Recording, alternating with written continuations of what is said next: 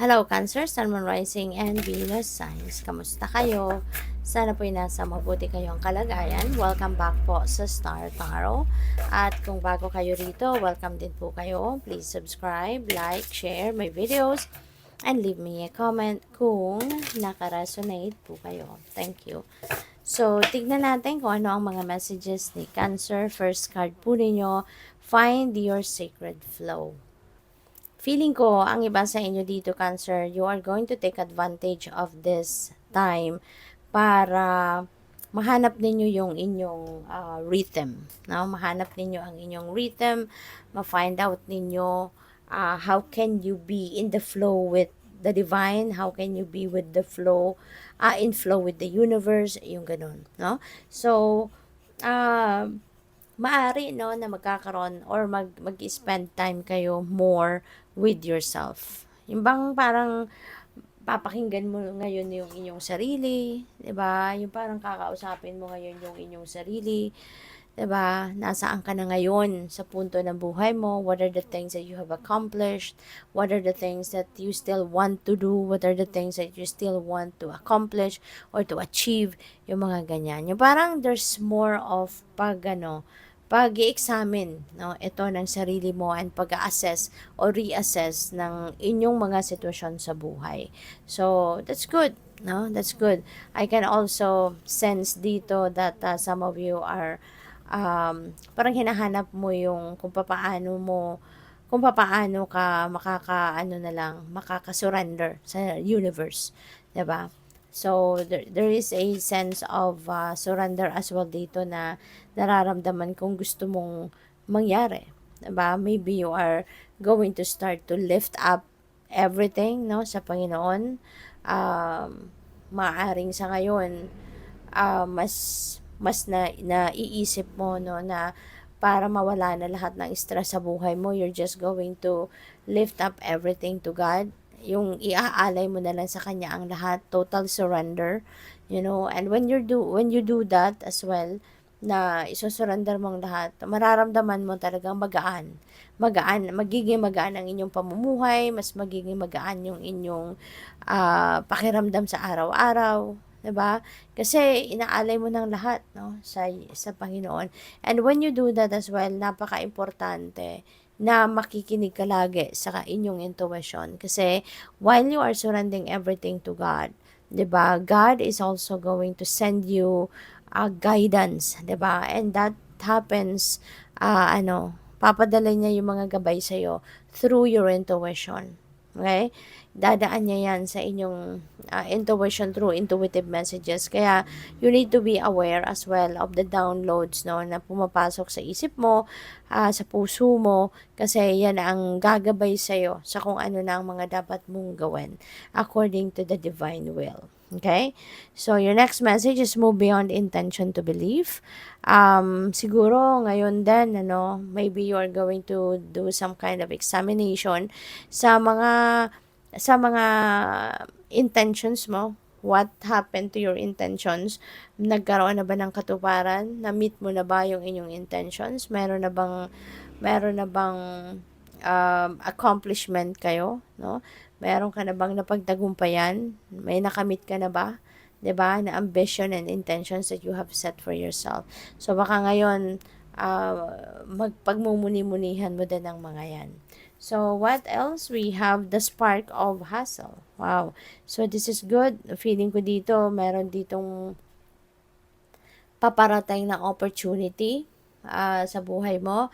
At maaaring yung opportunity na to is going to be something na you will be interested in. This could be an opportunity na po pwedeng padala ito sa iyo ng Divine Universe at this time, and that could be something that is aligned to your intentions, to your ambitions, at could be something that is aligned with kung ano pa yung gusto mong ma-accomplish sa buhay. So that's really beautiful. So yeah, take advantage of that kasi mararamdaman mo din naman yan, di ba? Na kung yan talaga ang perfect para sa'yo at this time. At saka, lahat ng opportunities, no, let's always remember, Cancer, na lahat ng opportunities na dumadating sa buhay natin, kumakatok sa buhay natin, those are the things, no, na ibig sabihin kailangan, o I mean meant for us, hindi ipapadala sa atin ng divine ang mga oportunidad kung hindi yan para sa atin. Okay, so what else? We have take the opportunity. Okay? Take every opportunity na meron dyan. Kasi tulad nga ng sinabi ko kanina, what is meant for you will be sent to you. Kung ano yung mga opportunity na dadating sa buhay mo, ibig sabihin, ano yan, para sa'yo yan. That is meant for you.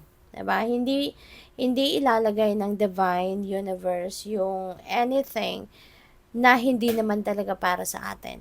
Hindi sasayangin ng divine universe ang ano natin. Hindi sasayangin ng divine universe ang panahon natin, oras natin, para sa mga bagay na hindi naman talaga para sa atin. 'Di ba? Kaya kung ano man ang mga opportunity na naka-line up or nila-line up ng universe para sa atin, that is what's meant for us. Alright?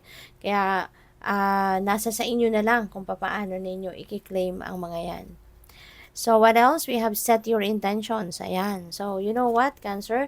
Maybe you are also given that opportunity sa ngayon. Parang tinatawagan ka ng Divine Universe sa ngayon to set your intentions sa ngayon. Kasi yung intentions natin is also, those are also the things na parang that will keep us on our feet.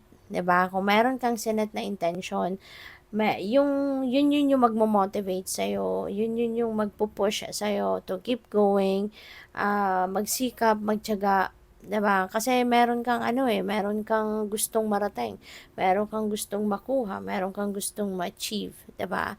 So, yun, maybe this is the perfect time for you to start setting new intentions para may bago kang inspirasyon. So, we have hold the connection. Okay? Hold the connection. So, this could be connections, no, with the people around you. Maaari na meron kayong mga yung kanina ko pa naririnig, no, upon reading this one, upon pulling this card, kanina ko pa naririnig yung don't burn bridges, So, kung siguro meron ka ritong meron kang dating connection with someone, anumang klaseng relationship or partnership, ang meron kayo with that person, don't burn bridges, no? Kung hindi man kayo nagkakaintindihan sa ngayon, kung meron man kayong hindi, you're not on the same page at this time, wag mong totally sirain ang inyong relationship with that person. Kasi you never know what's coming up, no, in the next few months, few years, yung mga ganyan. You never know. Baka dadating ang oras, no, na may mga sitwasyon kang siya pa rin pala ang kailangan mo, siya pa rin pala ang kakailanganin mo, siya pa rin pala ang makakatulong sa'yo. So, don't burn bridges. Okay? Kasi, kung meron man kayong hindi pagkakaintindihan sa ngayon, hindi naman ibig sabihin na hindi na kayo muling mag-uusap, hindi na kayo muling mag-encounter, hindi na kayo muling magkikita, hindi ba? You never know what's gonna happen next, 'di ba? Kaya, yun, no, hold your connection with with that person or with those people, no, na even if kasi alam mo naman no, maaring this situation could be baka yung taong ito hindi naman ito nakagawa sa iyo ng sobrang lala na meron siyang, alam mo yun, na-compromise yung buhay mo. Parang siguro hindi naman gano'n na naging sitwasyon ninyo dito.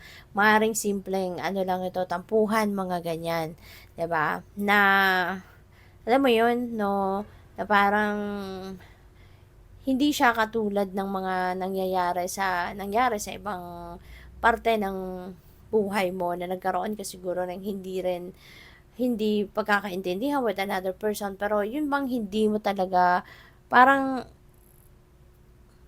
sitwasyon na parang imposibleng patawarin mo, yung gano'n, yung malala na sitwasyon, no? Pero ito, parang hindi naman gano'n, no? Kaya, hold that connection with that person. Kasi dadating ang araw na pwede mo pa rin naman siyang patawarin at pwede pa rin kayo magkabate, pwede pa rin kayo na maging parte pa rin ng kanya-kanyang buhay. No? Those are the kind of relationship na parang kailangan mo pa rin na yung pang, oo, okay lang na magkaroon kayo ngayon ng distance, no? Pero not necessarily na talagang tatanggalin mo na siya sa buhay mo. Kasi maaaring hindi naman gano'n kalala talaga ang naging sitwasyon ninyong dalawa, no? So, good luck sa'yo. Thank you for watching. Love and light. Namaste.